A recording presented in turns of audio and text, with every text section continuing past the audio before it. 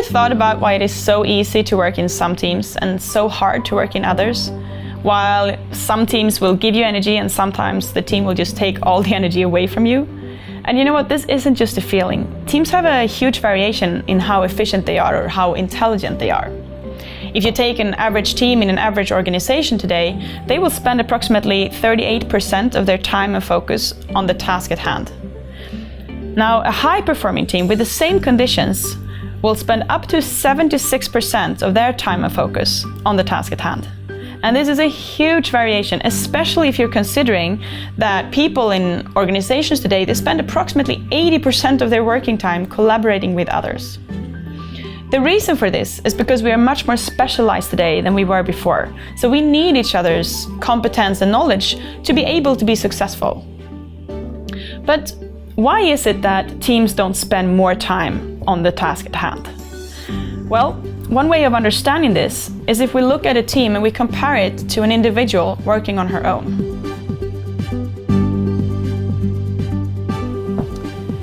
The benefits of teamwork, or the revenues of teamwork, are two.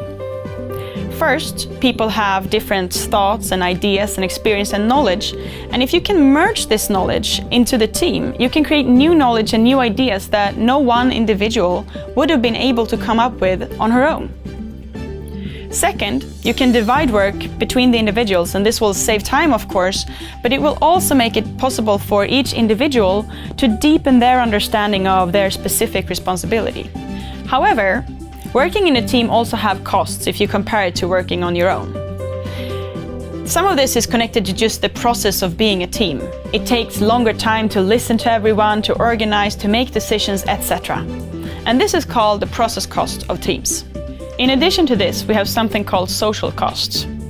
For example, if you like or dislike a person, or if that person has a higher status in the room, that will influence how you perceive that person's thoughts and ideas. The costs of being a team offsets part of the revenues of being a team. And that means that for most teams, you only have a slight profit of being a team.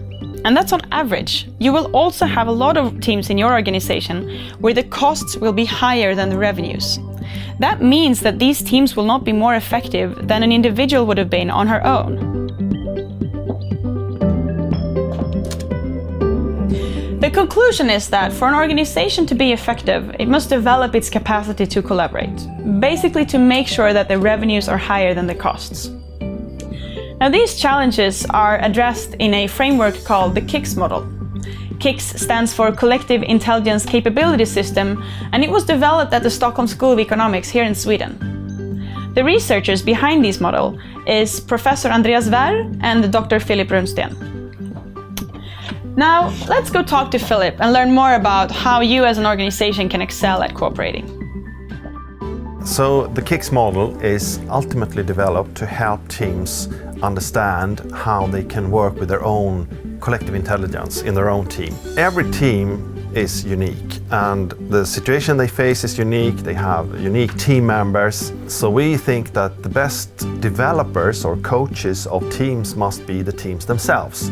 So the idea of the model is to help them understand, what factors matters in knowledge integration and how do these factors work together. So sharing such a model means that the teams can have efficient discussions on things they want to improve or things they want to do more of. And of course, to keep these costs of being a team as low as possible and the revenues as high as possible. In order to work together, teams need to share an understanding of the situation, what things that matters, the ultimate purposes, what objectives you have as you work together, and of course how you are organized to do these things. This is called a representation or a team mental model. And a successful representation means that it's developed an advanced understanding of the situation and the organization. And it also means that it is shared so that the team members have the same understanding.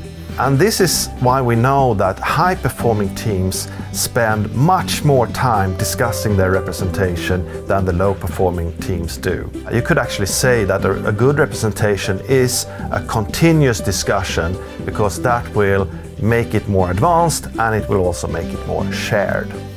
So the reflection capability is the team's ability to collect and integrate its members' different thoughts, ideas, knowledge and skills and make this into shared advanced understanding. And here's the whole strength of a team, because if a team is successful in this, it can create a much larger and more advanced understanding than any individual can do on her own. Another important aspect of reflection is timing, to know when to stop and think, what is it that really matters here, or are we doing this in the right way? If you do this too seldom, you risk, of course, doing a lot of things that you shouldn't have done or needed to do. If you do it too often, you risk disrupting or disturbing the workflow and the process of the team. So you can actually say that reflection are two things. It's the timing and it's also the quality of how you reflect together and create this understanding. And that takes skill in how to listen to others, but also being good at presenting your own thoughts and ideas to others. We know that people are much better at reflection if they feel a fundamental trust in each other, something we call psychological safety. That means that people feel that they are relevant to the team and that they are appreciated by the team. It also means that they feel that if they make mistakes, it won't be held against them. So this improves reflection and it's essential in advanced work. At the same time, we know that prestige and conflicts or negative comments can ruin this process of knowledge integration. Therefore, it's essential that teams take this side of being a team, what we call the relation or the climate, seriously. It's actually so that one single negative comment can ruin the process of knowledge integration much more than pep talk and positive comments can do to improve. So that doesn't mean we shouldn't be doing the latter, but it means that teams are sensitive things when it comes to relations. Team reflection, representation and relation comes from somewhere, right? They don't just develop by themselves. They are actually a result of how all the team members act, do, talk, listens, how they time things. So what this means is that all team members should be aware that what they do matters all the time. It actually matters even what they don't do. So this capability is a reminder of this perspective. And we also know that high-performing teams, maybe their most salient factor is the team members' commitment to make the team work. If all team members act like that, but still keep their own integrity and of course also are aware of their own needs, that is what creates high-performing teams.